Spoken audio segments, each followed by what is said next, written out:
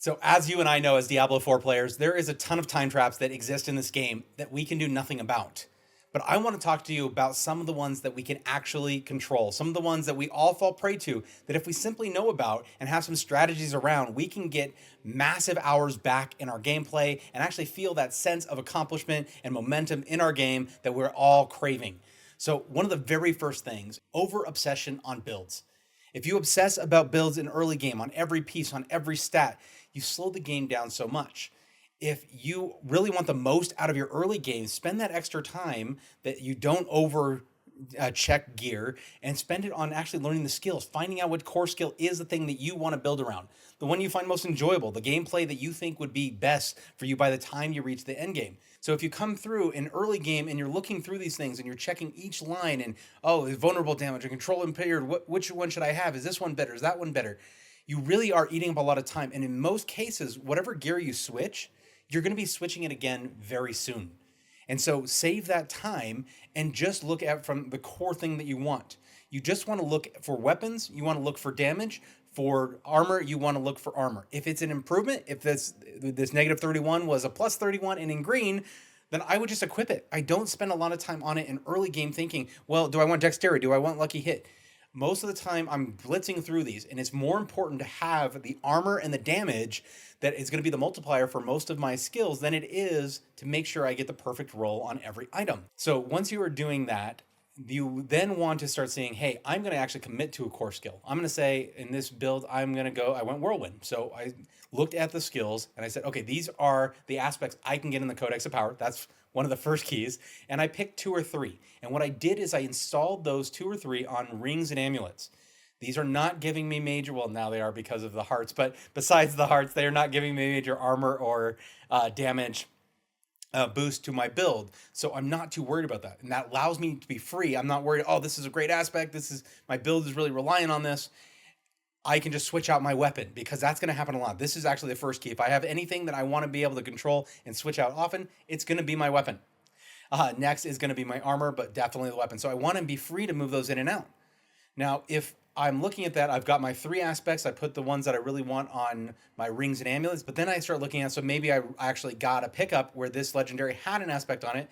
I might not switch it if it's like +5. I might wait till it's like +20 or +30 damage and then switch it out.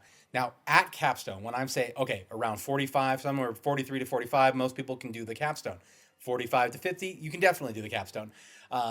So what I want to do is I don't want to do multiple runs. I don't want to go too early and have to do another run. So I'll wait. If I don't feel that powerful, I'll wait until I do that and maybe spend a little bit more time on my gear. Maybe I'll wait till I get to 47. When I do decide I'm going capstone, that's when I'll come back in and worry about spending any money on upgrades. That's where I'll make sure that any yellows that are available, maybe there's an aspect of my Codex of Power that would help my build, and I put it on that. So if you do that, you definitely combat that obsession on the build, and you're still getting the key pieces you need. They're going to have the most impact through your build. Picking those 3 core aspects, not wasting time, making sure you're getting damage, and then getting ready for capstone. Your early game will go like an absolute breeze. So at the end of this, I actually want to use these speed up techniques to show you one of my fastest leveling techniques, how I actually do nightmare dungeons, and to make sure that I'm getting maximum experience, that I'm enjoying it, that I feel that actual movement in the game. Nightmare dungeons are one of the best things you can do because you're leveling up your glyphs, you're getting tons of experience, you're getting great drops, you're getting amazing drops at the end. The density just went up, so experience is even more incredible than it was. And so that is where you're going to want to spend a lot of your time in endgame. So the next trap that we run into, though, is going to be the town tour. So let's say that we get a whole bag of crap or good stuff, crazy cool gear. And we come back to the town, and for the most part, when we go through these things, we usually realize there's not that many things that we actually want that we're going to keep.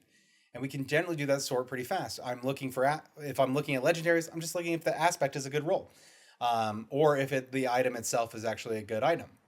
So for where my build's at, a lot of these just aren't good. So I'll go through. I'm not going to bore you with doing it entirely. So I'll go through and I'll start marking those off. Usually what's left is 1 or 2 items.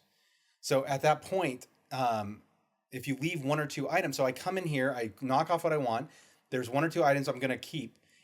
I just go to the blacksmith if I'm going to break it down for parts, or I go to sell it at the sword vendor or whoever will actually buy it, and I will just right click and have those sold. So if I was just sitting here now with just like 2 items and then my gems, if I hit the sort button, the 2 items will pop in front of the gems and then the gems will be here. And so what that allows me, if I go right back out, then I know everything after here is something I haven't sorted. And that stops me from doing the full tour. I'm not running over to my chest. I'm not thinking about, is that item ready? I'm going to do that after I've done a series of runs. Maybe I've filled the bag 3 or 4 times, because usually people only have like an hour or two to play this game in a given time, unless it's on the weekends. And so if you're doing that in your 2 hours, if you're spending half your time in the town touring around, checking if the item's a little bit better, should you upgrade it? Should you add an aspect to it? That's just going to eat at your time, and you're not going to feel that momentum in your game. If you can get 2 or 3 runs or even 4 runs by just keeping the items in your bag ahead of the gems, then I can actually do 3 runs before I actually have to do a full clear. I just take what I don't like, I sell it, and then I'm back at it. The next one, the biggest trap, is people do item stepping instead of item leaping. And what does that mean? Well, in World Tier 3 or World Tier 4, when you come and start getting gear, so this, I'm in World Tier 4, this is an Ancestral. If I was in World Tier 3, it would be a Sacred, be the items that I was looking for. But what's cool is when you enter these World Tiers, the level of these items can actually roll some of the highest that you're going to see at all. So what that allows you to do is, instead of taking just the next little step and then spending all the resources to get the right aspect on it, to make sure that you're upgrading it at the blacksmith, you can skip that whole cycle, keep those resources, and save them for when they're really going to matter. And so if I just hold out, I usually can at least get like a 670 in World Tier 3 with a Sacred. So if I'm doing it at a 670, that's a pretty good jump. And there is actually, if that's decent, you got the right aspect, you upgraded that can take you all the way through World Tier 3. That'll help you level up faster. You'll be able to whip through the material and get into World Tier 4, where the end game, those little nuances of the game and getting a crazy cool build together is going to matter the most. Now, an extended piece to that is that you don't just have the item and the item power and what it rolls, you also have the aspect. So you'll get from the beginning of this game to the very end, you'll be dropping aspects, and every one of them could roll a perfect, other than set numbers where it's like, oh, you're going to get 738 shield or whatever, when it's a set number like that. But if it's like a percentage range or anything like that, it's going to be through to the end. So what I look for is, if I can get those early, they're really cheap to pull off, but I want to use those in my endgame build. I do not use perfect builds unless I have multiple ones earlier than World Tier 4, and when I'm at least have an item at 800. That's really what I'm aiming for. If I get a second item, sure, I'll do it at 750, or I'll do it in World Tier 3. But I want at least one of something I know I'm going to keep. So if we look at here, we've got the hammer, or we've got Retribution. So this is the imprint I have on here. This isn't even a perfect roll. I am still waiting to get that perfect roll. I'm in endgame. I have not got a Retribution perfect roll, so I've had to run less. Had I got it earlier and saved it, then that would have been awesome. This would be almost perfect right now. And so it is incredible. It's still rare, even late into the game, to see these perfect rolls. I would highly recommend, to save yourself tons of hours when you need it the most, to hold on to those perfect rolls. So we have one last trap that I want to cover, and this one has saved me probably the most amount of time throughout, but it's also one of the hardest for me to carry out. It was just really rough. I had gotten the advice numerous times and said, you got to do it. It will make all the difference as far as how you feel, especially when you get into that end game grind and you're just building through those levels. And right after that, then I'm going to go through my Nightmare Dungeon leveling and show you how to speed level in Nightmare Dungeons and get tons of experience, tons of gear, and actually enjoy it a lot more than what most people are trudging through right now. So this number one thing that really was the hardest to do is the trap of collecting them all. So it is so compelling because you can break everything down for parts, and you usually are running out of resources and you're running out of money to grab every item that's on the ground and take it. But all you're doing is forcing that you're going to have to come back to town more often. So instead of looking at it like everything is valuable, the time is valuable. How much money you bring in, or how many items that you drop that might be the right drop for you that happen in an hour, is more important than you get the maximum amount of money or resources from everything that drops. So where do I draw this line? Well, when I start getting into the World Tier 3, Sacreds are the items that I want. Those are the things that are most important. So when I get into World Tier 3, I'm going to want only those. I'm not going to use any yellows that are below the level. So in World Tier 4, I'm looking at Ancestral. Same thing applies. But it's Ancestral instead of Sacred. Anything that isn't an Ancestral, I leave on the ground if it's a rare. If it's a legendary, I'll still pick it up. Doesn't matter what level it is because I'm looking for those perfect rolls on the aspects. That's more important. And the other thing that I will keep leaving on the gems, I just leave them on the ground. If they aren't ones I'm putting in my build, I'm just going to leave those stupid things on the ground. They waste so much freaking space and they slow you down infinitely. Leave them on the ground. If you ever find that you get an item and you're like, oh man, it has slots, you can go get the gear, or you can go get the gems, especially in World Tier 3 and 4 where you're just running Nightmare Dungeons. They drop so many gems in these that you'll get the gems you need within run. So it's worth not having to worry about this. If you're running out of space, throw these on the ground. It's not going to hurt you. I know it's hard that this is when, again, leaving things on the ground or throwing them on the ground can be really tough, but I'll show you. I'll do it right now. I have hundreds of these. I don't even know why this still feels a little stressful, but it does. But I'm really going to leave those there. I don't care. So then I run on and I don't have to worry about that. And that gives me that extra slot because I'm now not going to town as often. And so that cut the time I spent in a lot of things in half by not doing like tons of extra runs because I'm picking up stuff I don't want. That includes blues and grays. If you're seeing those, leave them on the freaking ground. You do not need them. They are not useful. It doesn't matter if they're ancestral. It doesn't matter. Just leave those.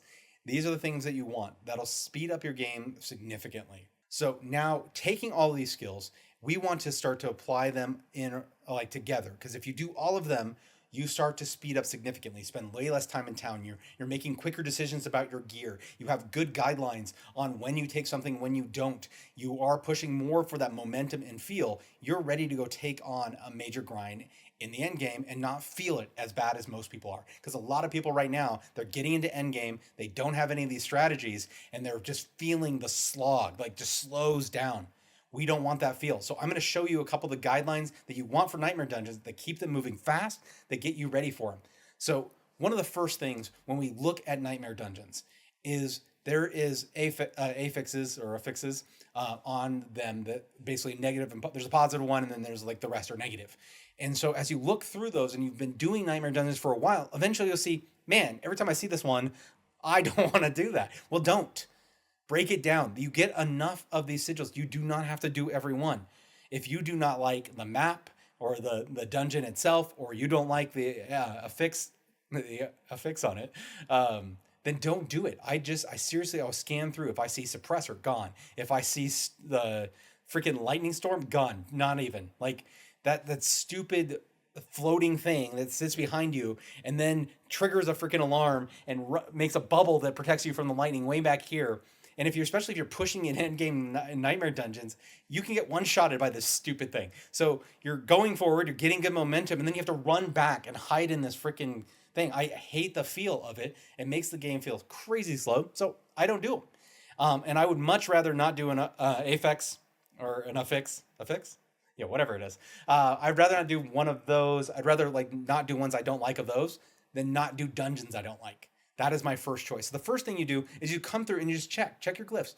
You can now do it. What's really cool at the blacksmith. Oh, not that blacksmith, because that's not a blacksmith. At the blacksmith, you can actually take the breakdown hammer and you can actually break them down here. So you don't even have to go anywhere else. So then I just break down the ones I don't want. I resort them. So I like having them in like the level range, so that this is the lighter level and later level. So now what we want to do is we want to pick the right level. There's certain things you're looking for. What you want to be able to do when you do a Nightmare Dungeons is you want a completion time somewhere around 5 to 6 minutes. Some of us are taking 15, 20 minutes on a Nightmare Dungeon, and we're wondering why it feels so bad to play endgame. That's why. That's horrible. Because in the same time, if I use one of these potions, I have 30 minutes. Well, I have 40 minutes because I have an upgrade. But besides that, normally I get about 30 minutes. And so in 30 minutes, I should be able to at least do 4 runs with my trips to the town. That's what I should be able to do. That's what I aim for. And if I'm not doing that, I'm either doing a sigil too high, or I'm not really playing my build very well. It's one of those two things. Either one I can improve a little bit, and my game keeps getting better. So why not? There's the things like the things you improve, or the things you measure, the things you improve. This is a pinnacle of that. So I am paying attention. I look as I go through. I'm not looking and running against the clock. I'm not setting a timer. And maybe you want to. Maybe other people like that. I just kind of get a look. I go through the dungeon. I kind of get a good speed for it. Then I look down. oh, okay, well that took me like half my elixir. That was almost 15 minutes. That's not what I want. How do I speed it up? Do I do less? Do I do more? Now, the ideal range is when you go into a nightmare dungeon, you want to be fighting monsters that are about 3 levels higher than you. I think that's either subtracting 51 or 52 from your level will give you the glyph age that you want. So if I'm, let's say it's 52, I'll just subtract 52 from 83. I've got 31. So if I look here, okay, I got a 31. So this one would be pretty much right at the edge of what I should do. And any little higher, I'll get a little bit more experience. But I do not want to go higher. I want to kind of get to that 3 if I can, but I don't want to go higher if it costs me more time. If I go 2 levels higher and it's costing me another 7 minutes on each run, that's not worth it to me. I'll come back.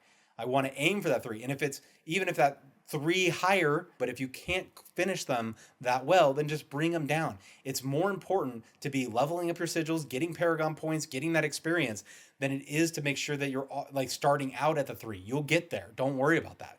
But that's the how you kind of pick the sigils you're actually going to be doing and how you determine them and determine where you're at. If you do those things, you will be going through 3 or 4 dungeons while everybody else is going through 1.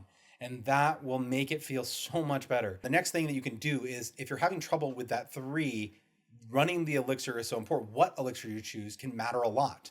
So whatever problem you are having, so if you're at that 3 above and you barely get it and it's like 10 minutes and you're like, oh, I don't know, I keep getting this thing where I'm almost gonna die and I have to run. And so if that's kind of happening, what you might want to look at is you might want to get like an iron skin. So you got increases armor by 900. So that's a significant jump for most people's armor that can give you that extra protection you need. And maybe that'll be the difference of bringing that down another 4 minutes. Maybe you're not doing enough damage. Maybe you see like you're just kind of, the elites are staying alive too long. And so you're just having to pound on them afterwards and it just takes forever. So maybe you'll try a precision. This one increases, and this is a weak one, but you can try any level you want, whatever you have. Critical strike chance, 2%, and the damage increased by 15. So you'll start killing those things faster. That will help a ton. So you just kind of want to look at these. Do not be bashful of using these. Use these. We're picking up all those stupid things on the side of the road and we're getting tons of herbs. And you can even convert herbs. If you don't have the right herbs, you can go look and see if there's any transfer from the crap you do have to ones that you really need to make the ones you want. So just start using them as you see the need. Now that you know how to do that, using all the things we already learned and how they stack on each other and using it between nightmare dungeons makes a major impact because you're doing a lot more than almost everybody else is doing and you're getting a major movement through your game and you'll start leveling up and getting that end game in a major way and you'll be ready to actually start your next alt and use what you've done in the main to make the beginning of that alt absolutely incredible. And if you want some help, you can check out this guide where I go through my favorite strategies for getting ready for your alt with your main.